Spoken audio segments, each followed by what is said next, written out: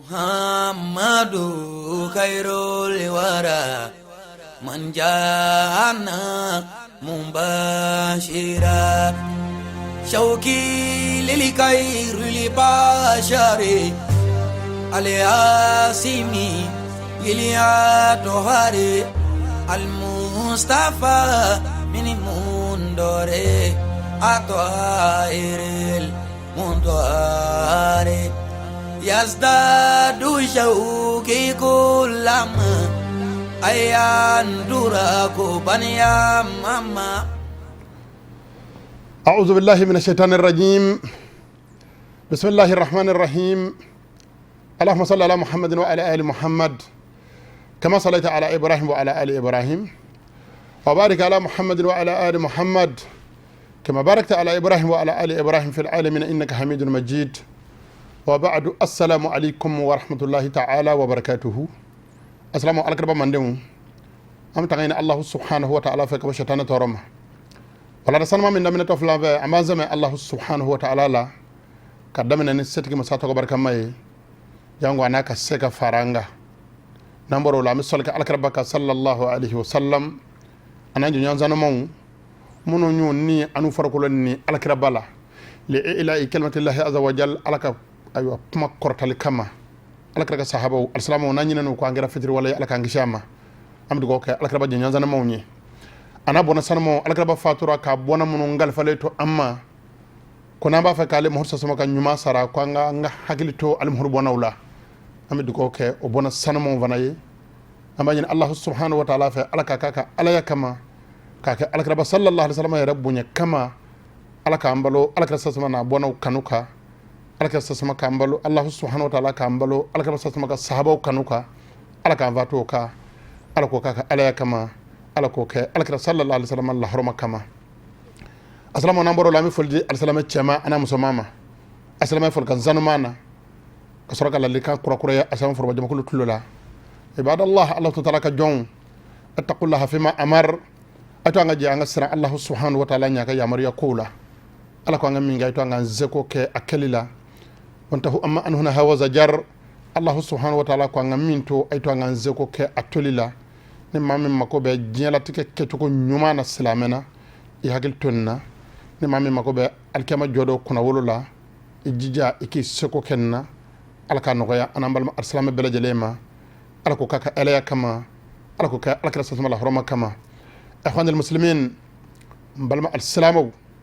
law sabata fil khabari nasabatira kibaru yalla tiens rajele la anna al-fiqha miftahu kulli khairi kafa ko fiqhu kala ko de here belejele dayala lay o de here be ko nakay mi kra tiati yene fo mi ma dalika ngalo boada wa ma yantaku anil hawa in huwa illa wahyun yuha qur'ana ya dalane ko ka je ko alkrabata ni dungo fo ko na ko ngo ko ali Allah subhanahu wa ta'ala de ba do ada ko alkrade ko fiqhu kala e here belejele aywa damene yoroy hera belejele kiledo na Allah subhanahu wa ta'ala latigare la aywa hera dilila imma abi kala fiqhula وكذلك ايضا ان مالكا امام كل امامي وكذلك ايضا ان مالكا امام كل ائمتي ناسبتر او تشو كيlela kokura don shi do nyonje ka fa ko malikum na anasi imamul a'immati ko nyamado alman bama nani min aywa nge angara moko wi nan dajuru min bawdo kata alkira sallallahu alaihi wasallam ka sunnama malikum no anasi olu karamo kay imam shafi'i kala nabolo shafi'i fana ahmad ibn hanbali kala o kama don baw ya wele ko imamul a'immati nyamo karamo ko no fana sabatira ko kara malikum no ansi tamashin ka jamu ye chawni nyonje fahani an wa marhaban lana hina idhan bil minbar fiqh maliki وكمان بعد دونك الحمد لله رب العالمين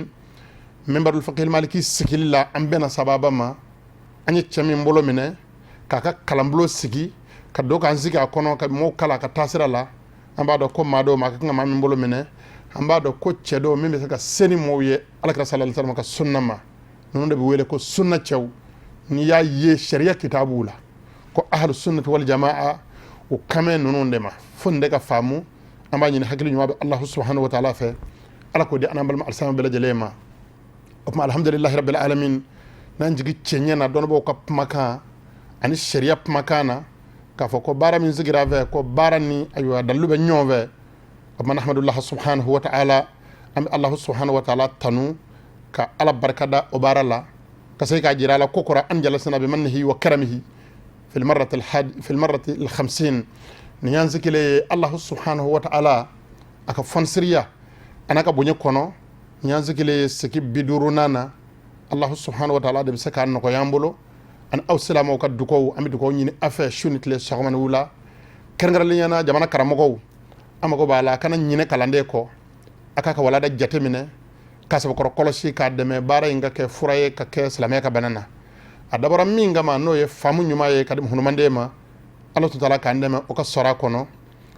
darsu fihi insha Allah ta'ala tabi'un li sabiqi ni ala sona bi walada abituku halibi walada korolela ay sujudi sahwi ñine sujudu walada sanma min la khadarti ya ka kitabu datugo ni ay insha Allah ta'ala walada mbituku odela o babu de dalele do envers amtana doni insha Allah ta'ala fokata babu indafa wa nahnu bi amasal hajati ilayhi fi yawmina hadha ala ya shere alkaramandenw be ba don bi comme hudu mande makobe kergar lenyana angani njamana inzilamaw be ba don bi ko mo makobe sujudu sahwi bondala kasaka selu shidoni ayi kasaka selu nyumangeni ayi asalamaw opmani aywa o famuna lillahi halay o jira ana opmay to ngan cesri ka wala dañ kolashi to nyumana ka fara anga ketaka ka pma amuso fe ka pma andeu fe o ku nyeshi wala da ima o ka kalan soro usikile o ka doni nyuma tomo o ka kalazo kono anyeti bonena ala ya shira bola khadartigi de la minya fo mi gafe nzabe ala ya shira o kumba shidon amnya kalando nde ngamba ncesri insha Allah ta'ala kaka fota nyefo ayo alislamu ye bidon ziyadatin wala nuqsani ande fenvaraka wa ande fembo ala o ketuko nyuma Allah ta'ala kandeme ola hatu la sabila ila islahi salati duna fahmihi bi ame yuro minabbi beki cesri ke nyeshine ma kan vamu machit seka seli nyumange nite sujudu sahwi don basabu nyine bina bon handa de mala la bela jelela ni Allah subhanahu wa ta'ala sona kan nyine ci alakira bama fa alakira nyine na aka misir ko na sahaba wu nyefe ka sey ka adla ebi nyine na fana bi nyine apma mi nyine do envers dama adla chuko ango de nyini lidhalika jaa fi misbah al-faqih ودلا مسؤول فقيه كتاب تيكو كو الامر ان تحصيل كل علم يقصر بل ما كان بل ما مسو كي كادو كو بن هدما دي شي كوات سكا دوني بلا جلي فارا نيونغا شيكا سرو اما كونغا فبدا بالاهم ني حكلي بيلا كو دوني مين لاكو كابو ni ode aywa abele jele la hamuye ni maka kan hamino de katama bele jele ka no de adamina yoroy ko ni hakili bila kika damina ye وذلك الفقه كون ايتو دون كابو de jiri la ko de fiqhu kalay ni ma sona kana jena ka balku ya shisoro ka sey ka fatu ka sari ma fiqhu shidon dina jome jose nduru minga imo fam ya shido ye tloki yera yera java ma mba fa salamawi fenyini tle bora angema ka jemi ayo physique miliki ka jenta ka danguna ni dugu jera ni bora ki joy ka ayo dala ka dugu fle ebi masasa Allah subhanahu wa ta'ala de ma senamo bu tamen damena kelengele moto tugu bitamen damena kelengele tle kumbe ta bo wati mina basura hali mati mama nga meble ayo mobe komu kay yele nyonga o bita yoro jume nunu bita yoro jume fajiri temena selfana masay lazara masay abebita fenyini yoro de la amma ba donga foko fenyini de tle bora angeba ka gyela bo ayo physique meleke ka gyenta ka dangu na ngono be feno fe asalamu fenyinte haramu yi nganga don ko gyela bo kunye Allah subhanahu wa ta'ala batulde wa ala bato jome salamiya josen duru shidon de ka ni manana jena ko fenyini yi bali o nyedona ikira cheyo ikira museyo yere kun java abi cheybolo jena ya wallahi harafana abi cheybolo ma fonde ka fa salamu kan vam anya dongo motuna bo sugu fiye kono fiyew motunu ko betigu datugu fiyew kana kalam lola anya dongo tsegake odi atanye ne mbara sanama nun zigi senga Allah subhanahu wa ta'ala sonafana kande ma barala ka kene yaddi ka musaka nokoya apma min tora awma aka nyeshi abara ma shiso kono aka kala nyuma sora sigile shiso kono na desero la bi ke dalu ya ka kiyama ni min jora ala nyefe ki mina na seli ngoro ni ko Allah subhanahu wa ta'ala ma ko ma donde Allah subhanahu wa ta'ala bi mina ne ni nyeki ayo min gade ala ya abokila apma min nyinne do salamo fe angan zokola ni dine wala dawi dine wala da muno be teme karamoko wu fe arajo la télé la ni ma se ka taa kalanyɔrɔ la n'a donni ka i siso kɔnɔ i hakili sabakɔrɔtɔ a la an bɛ Alahu subahanahu wa taala deli Ala ka faamu cogo ɲuman di an balima alisilamɛ bɛɛ lajɛlen ma muso fakɛ tigi ko la anna minhu ma laysa yusaghana bi halin minhu ko ayiwa fɛn bɛ fiqhu la laysa yusaghana bi halin anhu maa si tɛ se ka kari ka bɔ o ma ni lahalaya ye siga si t'a la don dɔ la n'a ma fara i ka seli kan a b'a jɛ don dɔ la n'i ma dɔ fara a kan don dɔ la dɔ b'a jɛ i bolo o tuma n'a taara sɔrɔ la ko n'o nana e tɛ kɛcogo si dɔn o la i b'a dɔn kɔni k'a bɛ tiɲɛ de wa maa si ka cɛsiri t'a to k'i kelen k'i ka farida bɛɛ di alimami kɔfɛ hali n'a sɔrɔ la k'o kun y'i fɛ da si dɔn de ye Ala b'a f'i ma ko karisa nin ye farifaa dan ye nin ye mago bɔ n yɛrɛ la dan ye k'e ka seko bɛɛ de kɛ f'e ka t'i ka farida de di misiri la ni alimami ka seli ɲɛna e ta ka ɲɛ o fɛ k'a sɔrɔ jamana fan bɛ karamɔgɔ la n'i y'i daji tu a bɛ tu dɔ kan munna i ti gɛrɛ karamɔgɔw la ayiwa i ka diinɛ kalan k'a si dɔn jango don min ayiwa ni seli waati sɔrɔ i kelen i ka se ka ni Alahu subahanahu wa taala ka farida di walidhalika qala al-fuqaha ka jirana k'a fɔ ko fiqhu ma tɛ se ka kariya kɔ o de la dɔnni sidɔnbaw arisama sariya faamubaw minnu ye sariya sidɔn ka dɔ la kari n'a fɔra ko faqihu o de ye min ye dɔnni dabolo bɛɛ lajɛlen dɔ fara ɲɔgɔn kan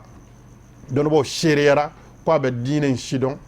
a bɛ arabukan fana sidɔn fɛn fɛn bɛ wele ko sariya kalanfɛnw sariya yɛrɛ ayiwa kalanfɛn minnu ye wajibi ye fi zatihi ani minnu ye wasila ye ayiwa ila ilmi shari'ati a y'a bɛɛ lajɛlen fara ɲɔgɔn kan o tigi de bɛ wele ko faqihu olu de bɛ dɔnni sidɔn fo ka dɔ la kari an b'olu de nɔfɛ olu de bɛ se k'an tɛgɛ minɛ k'an se Ala ka sariya sidɔn ma olu ka bɛnkan ye ko la diina bila fiqhi ko diinɛ tɛ maa bolo fiqhu faamuya tɛ maa min na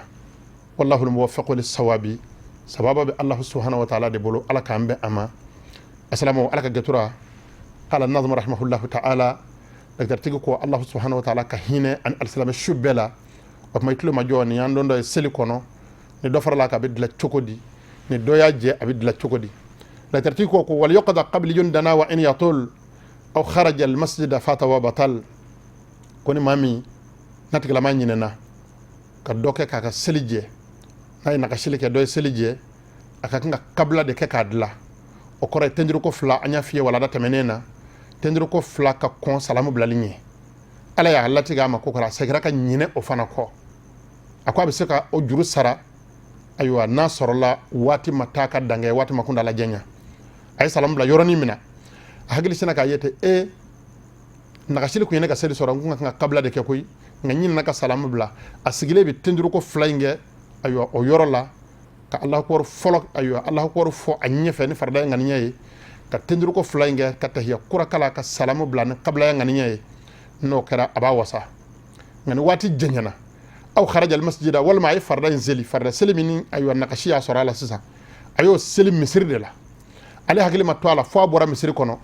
an balimakɛ an balimamuso waati jɛɲɛna fata ayiwa mahalu tadaruki a ka kan ka dilan waati min kɔnɔ o taara k'i dan o tuma seli tiɲɛna ayiwa i ye nin farida in min kɛ a ko wa batal ayi farduka in kana thalathun sunanu wal yuqda ba'diyun walaw ba'da sana a ko i ye nin farida in min seli sisan mais kabla juru donni kana la kabla y'i sɔrɔ a la wa dilali waati fana taara ka dangɛ k'o farida in tiɲɛna a ɲininen don i fɛ i ka segin a kan ka seli k'a cɛ ɲɛ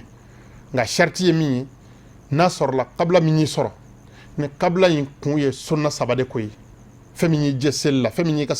ka seli nakasira ni fɛn min ye i b'a sunnaw jate n'a sɔrɔla sunna saba ayiwa a bɛ sɔrɔ a kɔnɔ o tuma a giriyara ayiwa kabla ayiwa kɛbaliya kɛra sababu ye seli in tiɲɛna e bɛ segin seli in kan nka n'a tɛ sunna saba bɔ seli in ka ɲi a ko wal yuqda ba'diyun walaw ba'da sana nka n'a sɔrɔla i ɲinɛna fɛn min y'i sɔrɔ seli la jidi de don i ɲinɛna ka jidi de k'i ka seli la Ala y'a latigɛ i hakili ma to ba'da la o yɔrɔ la i hakili jiginna na waati kɔfɛ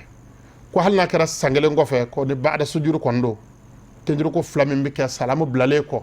n'a sababu ye jidi de ye dɔ farali de ye seli kan a y'a hakili sabakɔrɔ to a la dɛ dɔ bɔli seli la tenjuruko fila min bɛ kɛ k'o dilan o tɔ de ye ko kabila ye larabukan ye bamanankan dɛ a bamanankan de kɔrɔ ye ko ka kɔn fɛn jumɛn ɲɛ salamu bilali ɲɛ ka kɔn i bɔli ɲɛ seli la n ye dɔ kɛ ka seli jɛ min bɛ kɛ k'a dilan tenjuruko fila min bɛ kɛ k'a dilan o bɛ kɛ ka kɔn i bɔli ɲɛ seli la nka n'i ye dɔ fara seli kan min bɛ kɛ k'o dilan o ye tenjuruko fila ye o bɛ kɛ i bɔlen kɔ seli la salamu bilalen kɔ ko kabila o bɛ dilan waati surun kɔnɔ apurgoto lila wati taraka daga ye salamu bla isigi yoro ni na bisa ga adlai wala mai hagili jingina na seli ngira misiri kono yani kabo bisa ga adlai ngani wati damata men janyana wala mai bora misiri kono adlali taraka dange na sora kera kumina ko kunka sebo koro giri comme sunna saba seli njena ibisa ga ka dabti ga pama khulasa ni nde ay to nga hagili sebo koro toala akoni bada kondo ko ali sangele ngo fe ni hagili jingina na ke bisa ka bada ke ako wala sujud alayhi faridatin wala fadilatin wa sunnatin mimma khala ha sangoni ba don ko balawni mashiba de ni salama yisi ki bolo de ayo fladai iseka ni maseka sel shidon ima do sunna yimi ima do farida yimi ima do musahabu yimi e maso gulu do ngabo nyona o tigala mako ne na ciana do balma ke balma muso seka ka dama o tigala maka seli abaraji ka dogo fo ka fa abaraji ka dogo bar so ba yimo go bo sella dabti kam la darti kam la ni 600 kwanya kabla ko min fiye anay baada ko min fiye ko do yorote farda la wala sujuda li faridati ko farda tseka aywa sujudu tenduru tseka keka kabla dla ati aywa tenduru tseka keka farda selidla kabla tseka dla baada tseka dla nguma ko ray munyi farda selila ni nyina na fedo ko femi farda seli kono kabla tseko fe remplacer baada tseka bla non op ma fe ka don seli yere kono seli farame nyonga fe munu na femi farda fe ko donga bo fe tawla op ma no prokoto li la dama iba dla choko mina onyebi na fo iye ako wala fadilati ako aywa tendru ko flami voriye no qabla ni baada kwati ke musahabu fana kama fe do be seli ko rabi foluma ko musahabatu fe munu kannedo kwati ke o fana kama koray a joroto la aka gir o ma op ma fe ka do sella sisan fe munu ye fenganu ne unye ni sunna gelawde fi ko lu fana do ngabo sella op man no naka shiri bolo kabla tika kama aywa baada tika kama wa sunnatin mimma khala ako baada ni qabla kwati ke sunna kelen fana kama fona kara sunna do ye sunna munu no lu ni bole do no lu bu wele ko sunna dul muakkada sunna gelaw nyefe abino lu fuye o sunna kelen gele do ye olu kebaliya bi aywa qabla wele ngani aywa olute sunna to kelengele bashite olani nyina na oko tabdiga pma aya jira na pma daminena kwanga donga fo fem yera forasisa ko qabla sujudu an ba'da sujudu ko sunna do ayra la seli sunnatun fi zatihi sunna do ayra aywa zatula kada munga ayira alkara sallallahu alaihi wasallam ka bara de la na ye jidi ke sella abi ba'da ke na yin nagashi ke sella abi aywa qabla ke alakara sa maka aywa bara de bi wele sharia la ko sunna o to kele do ko anga don abi famu akapma kono kokora ko anga don ga fo seli yara farame nyonga fensia fla fi'lun wa qawlu bara ani pma o fensia fla fana farale nyonga a wolola sigoroma sabadela a sigoroma folo ode al arkanu famu no be wele ko seli no seli fardaw karakati aw sajdati ina fa joko kele wala ma tendur ko kele nywana wa ghayriha ani farda to mun be seli kono akwa ngado ko fen la tan jabir be sujudu sahwi nyina sujudu tsega ke ka furake ni sujudu na puye ko ka seli furake yande bal yajib tadarukuhu en tadhakkara bi qurbi abi nyina tigi fede na nyina na farda ko aki seteliya ka genga kuala ka dla na sorla hagli jingina na wati surungono e nyina na aywa tendiru ko ka sorla ma salamu bla isigile ba ko yoroni de la aywa ka sorka salamu bla ka baadake afondema ko lam yafutu mahallu tadaruki ko dignyanya yoroma ta ka dange wa aada salata intala ngani nyina na ko wati jenyana amasega dla sele imbi chen ibi seki selika salama wonde fardad la chokoy femono be wele ko sel fardaw andeme na ka wala da temeno na nyefe anyinne do ki ceseri ko lu nyine ko durshi ko shidon ki hagli sa ko tula adaluye alakra sallallahu alaihi wasallam ka hadisa e apmana musi ussalati fe saba chemi selike ka che jugu alakra sigile nyena a fardaw madafa alakra sallallahu alaihi wasallam kwama ko irji fa salli fa innaka lam tusalli balma ke ta seki ka selika ye selimi nga sa te fona mako seli fardaw yaje fardaw madika dafa a selima ka seliye ta sega ka ne ba jirana ni farda seli je a bɛ dilan ni sekili de ye a kan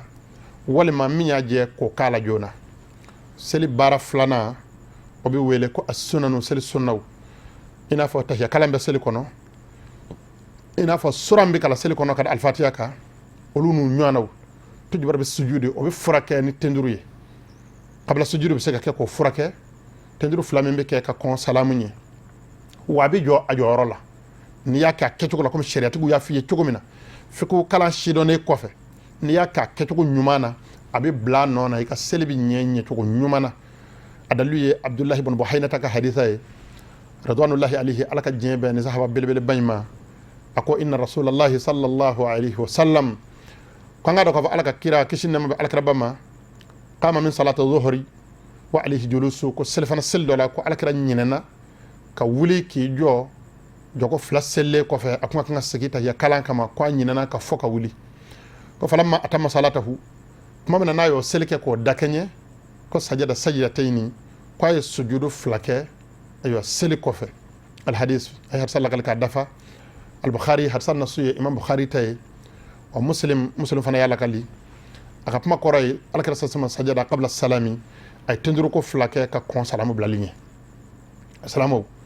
hadisa kalani fiku kalan sidɔnnen kɔfɛ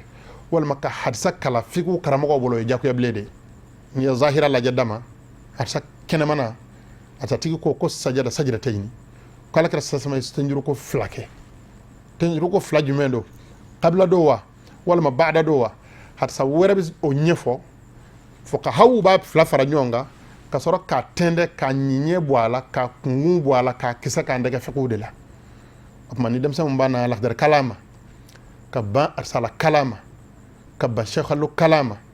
ka madrasa ayiwa kilasi 9 kilasi 12 kɛ ka sin ka riyadu salihina ka taa k'o muraja a bɛɛ yɛrɛ tɛ kala karamɔgɔ fɛ koyi ka ayiwa a ta kitabu misɛn wɛrɛw ta ka fara o kan k'olu muraja dama ka wuli ka jɔ ka miiri ko nin y'a sidɔnnen ye balimakɛ n balimamuso a ma sidɔn hali ka surunya an bɛ ala deli hakili ɲuman bɛ Allahu subhanahu wa ta'ala fɛ ala k'o di an balima alisilamaw ma alisilamaw seli baara sabanan a n'a laban a bɛ fɔ o ma ko musahabu seli kanumafɛn fɛn minnu gannen don seli kɔnɔ i n'a fɔ rafu'ul yadayni n'i bɛna don seli kɔnɔ Allahu akbar fɔlɔ fɔ waati i b'i bolo fila kɔrɔtali min kɛ hazi wal uznayni awil mankabayni tulo fila sangama walima kamangu fila sangama kɔrɔta kɔni ka se o ma farifa kan'i bila a ka jɛngɛni duguma cɛ an b'o fɔ an balakaw ye ko hakili sabakɔrɔ t'u yɛrɛ la ka wuli k'i jɔ dɔrɔn ka sin ka bolo nunguni kɔrɔta tɛ Allahu akbar tiɲɛ don i ye min kɛ a bɛ wasa kɛ nka musahabuya min cɛ ka ɲi n'i donna bato kɔnɔ farifa fini fosi ka wuli i k'o bila kɛrɛfɛ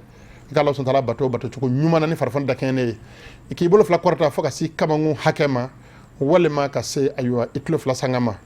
o bolo fila kɔrɔta in o ye ayiwa musahabu de ye a kɛkun ye an delila k'a fɔ a ye minnu ye alakira sallallahu alaihi wasallam jafa ka boli don u kama kɔrɔ ayiwa kana gɛlɛya kama ani kafiriya gɛlɛya kama an t'a fɛ ka ayiwa silamɛya ayiwa minɛ fiyewu an t'a fɛ ka tuubi fiyewu ka ala tɔgɔ fɔ an da la nka mamuru y'an wajibiya n'i ma sɔn i bɛ sa o don ye silamɛya la u ye ayiwa faramisɛnninw dɛsɛ ka kɛ alaw ye ka don u kama kɔrɔ n'u donna seli kɔnɔ n'u ko Allahu akbar u ka ŋaniya ye ala ka bɔ ala min bɛ ŋama kɔrɔ ala ye o gundo fɔ alakiraba ye sallallahu alaihi wasallam alakiraba nana misiri la o don dugu jɛlen a k'u ma sisan kɔni a bɛ seli a bɛ na muhamudu filɛ min kɛ bɛɛ k'o ɲɔgɔn na kɛ a y'a tɛgɛ barikama fila kɔrɔta Allahu akbar ayiwa bɛɛ y'i bolo kɔrɔta o cogo la jafanjiw ka jafan bɔra kɛnɛ ma bolomisɛnw mɔna o tilalen u y'olu fara ɲɔgɔn kan o tuma o don u y'a dɔn k'a fɔ ko in ye ala ko ye ayiwa ala subhanahu wa ta'ala de bɛ kuma alakiraba fɛ sallallahu alaihi wasallam kitabatigi ko an ma ko nin bolofila kɔrɔta in musahabu don a sababu taara nka kiti tora sen na nka kɛlɛ tɛ wajibi a kanunen don o cogo kelen don tasbihatu minnu n'an b'u fɔ seli kɔnɔ n'i y'i kunbere minɛ subhana rabbiyal azim wa bihamdihi n'i y'i tɛ turu subhana rabbiyal a'la wa bihamdihi an b'o siɲɛ saba minnu fɔ seli kɔnɔ ninnu bɛɛ ye musahabu ye wa ghayriha anu n'a ɲɔgɔnnaw ayiwa la yusjadu li tarkiha sujudu tɛ kɛ olu toli kama ni maa min ye ayiwa olu n'olu ye i ka seli jɛ n'i ɲinɛna o dɔ la kelen kɔ nagasi y'i sɔrɔ n'a kɛra i ɲɛna komi n'a fɔ nagasi belebeleba don ko a kɛlen bɛ kabila kunbɔ a nagasi bɛ ayiwa kabila kɛlen kunbɔ n'i ye kabila kɛ ninnu kama o bɛ komi n'a fɔ koko kɛnɛ jɔlen ɲuman n'i y'i bolo kɛ k'a ɲɔni k'a firi o y'i ka seli bɛnnen ye o ya cene ye foni sekiraka aywa adaluye ibn umara abdullah ibn umara ka hadisa ako ko alakara sallallahu alaihi wasallam ko ka fani ko la sahwa illa fi qiyam an julusi ko nyina sujudite fon ma men nyina na sikiro la ka wuli aw julusan an qiyami wala ma men nyina na ka siki wuli yoro la adar qutni imam dar qutni ni lakali wal hakim imam hakim fana ni lakali wal bayhaqi fana ni lakali aka sunan kono ni hadisa no bela jele zahira ba jirana ko weraw be famu weraw tikeme akono fuqaha de saka wulu nyefo anyi ñone hali yeni ñana zahira laje abiki ñena ko kuma korode ko ayo tendru ayo ñina sujudu amanke ke yoroshi nen yorof layinde may bado jani yerto hadisa zahira bula abitani ye kungo de kono abitani ye bade kono e kon ni mami bolo mino itale de ni mama yerto hadisa kono bolo abitani ye de bar sabu mimba fo abe kuma de shido ka shep ayo shido dana wa shiku dala kasuru ngabina folomani labama ka kiti de fo samugan sabakono o kuma be kuma danyoro de la abe kuma kundala suruma de la abe kuma ni lafzu kuma bawde nga sharu waju goro don shi do bawde nana ka esembatu ke o konnana o kan nyina mayabbe o be ku buru abadinge kono o ni sale bi bo wati be fo saya sero mo masaka be reddi na kere nyina ke bi se ko ta ayo ni mata sadenya famu hakani ye hasha wakella kono ka jan e chesri mbalma ke mbalma so no kera ibi se nyefe ini famu che ko famu nyuma be nyonyi famu nyuma be Allah subhanahu wa ta'ala fa alako di anambal arsalamu ma alako kaka alaya kama alako ka alaka sallallahu alaihi wasallam abwana kama barakallahu li wa lakum fil qur'an al azim wa fi hadith nabiyhi al karim innahu huwa as-sami'u al alim ربنا اتنا في الدنيا حسنه وفي الاخره حسنه وقنا عذاب النار سبحان ربك رب العزه عما يصفون والسلام على المرسلين والحمد لله رب العالمين محمد خير الورى من جاءنا مباشرا شوقي للخير البشر الياسمي للياتهار المصطفى من مندوري أطائر المندور يزداد شوقي كلما أيان دراكو بنيا ماما